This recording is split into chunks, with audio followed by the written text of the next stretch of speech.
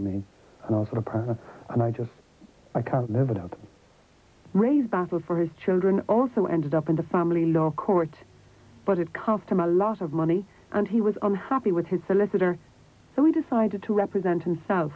I didn't need a solicitor to tell a judge that I love my children. I was an able-bodied person, and I told the judge. And I told the judges I missed the kids, I loved the kids, and I wanted to be with the kids. So there was no need for me to employ somebody. After 3.5 years and 40 times in court, Ray was finally granted access for 16 days a month and 1 month's holidays a year. Do you think you're lucky to have so much access? Exceptionally lucky, yeah. They're a lot stronger now, and a lot secure in the relationship with their mum and also the dad. They know what's happening. They know where they're going to be on the weekends. They know that there's somebody there. They're still upset regardless of, like, they want mum and dad to be back together. And that's not going to happen. But they feel, anyway, that it's good, that at least I'm seeing my dad. I'm seeing my mum. There's no doubt that there is certainly perceived prejudice against men in the family courts in relation to custody and access. He's a family law solicitor and deals with these on a daily basis. I think approximately, say about 20 years ago, the notion of a father looking for custody of his children was unheard of. Nowadays, it's not unheard of. Nowadays, it's much more common. And nowadays, I think things are improving in that particular area. Are improving, men still have a lot of ground to make up.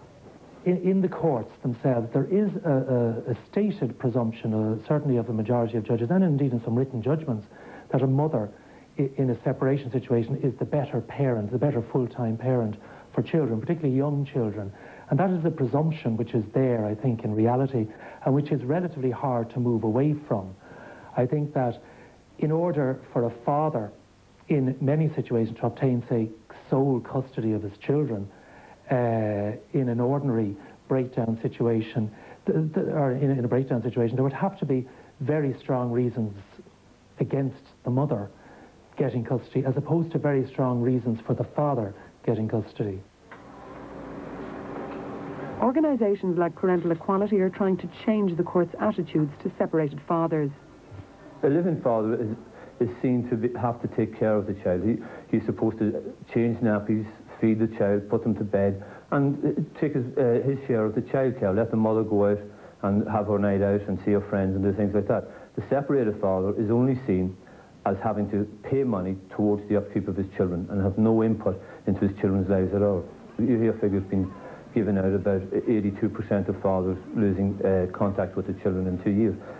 The actual public believes that that's because fathers are walking away, but what's actually happening is fathers are being blocked from seeing the children, and we know this from the amount of people who come to us, that they are being blocked by this system, and it's the system that's blocking them, because when they go to court, the court is blocking them from seeing the children.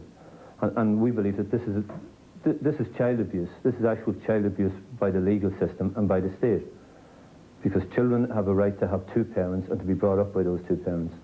The courts haven't really got time to deal properly with all of the very, very detailed difficulties of children when a marriage or a relationship break down.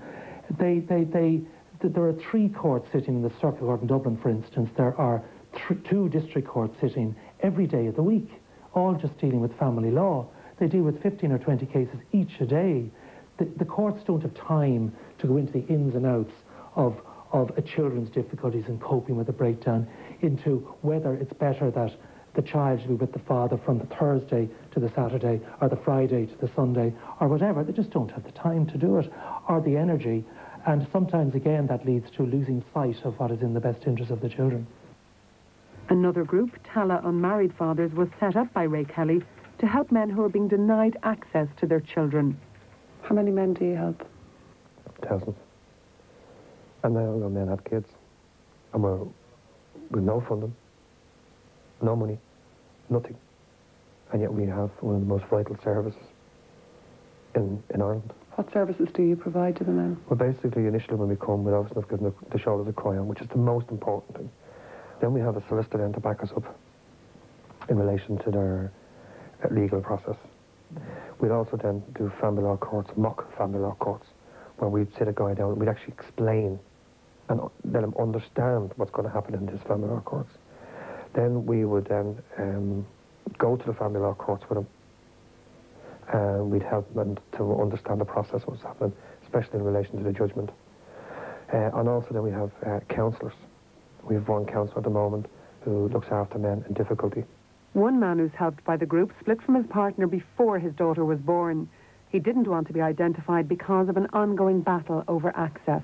People's perception of the whole thing is probably disbelief.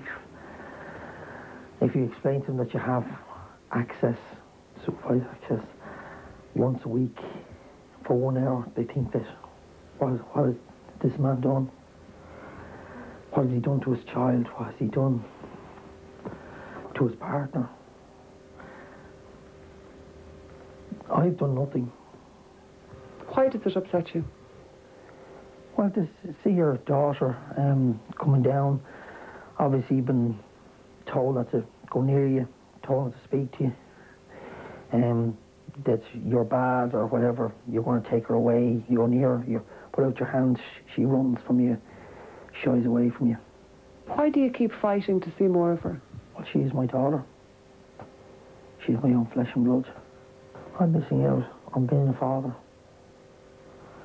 on seeing my daughter, seeing her growing up, seeing her going to school, seeing her birthday, seeing her Christmas. That's what I'm missing out on. You may think the stories you've heard are isolated cases, but the plight of separated fathers is a very common one. There are thousands of men in Ireland who want the chance to prove they're good fathers. They say parenthood shouldn't end when partnership does. Mother, father, married, and then all a little brother comes along and real happy. Everything goes along to plan. It doesn't work like that. Life is not like that at all. Kicks you when you're not expecting it. You're least expecting it. And then comes back for more, most times. Just because he's a man, the father is told that he can't see his children and he must leave his home. That's gender discrimination. The government has made us responsible for our children in relation to maintenance. With responsibilities come rights. Give us our rights.